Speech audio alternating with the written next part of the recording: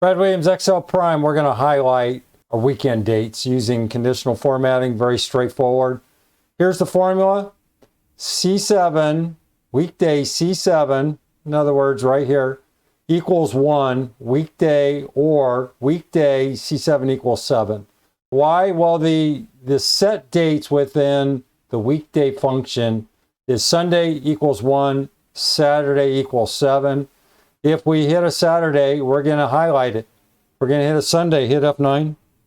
And you can see Saturdays and Sundays are highlighted. Over here, just a write-up on the weekday function. Down the road, we'll experiment with this. But we can play around with the weekday function. We can customize it using other functions, but it's straightforward. All we're going to do is grab this thing. Okay, so you always want to grab this, copy, make sure you just grab the equal sign, grab it, copy, put this in your back pocket, so to speak.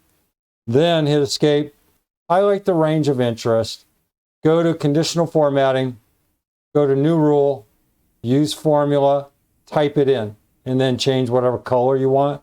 If I have it in place, I'm going to go back to conditional formatting, manage rules, and here is what I have, edit rule, or weekday. I just put in whatever color I want.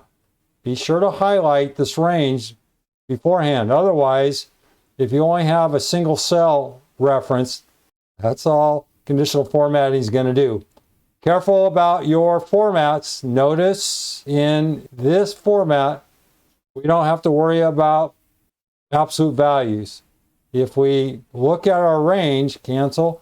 If you screw up, look at your range, C7 to C12. If you only highlighted 1 or 2 cells, it'll show up here.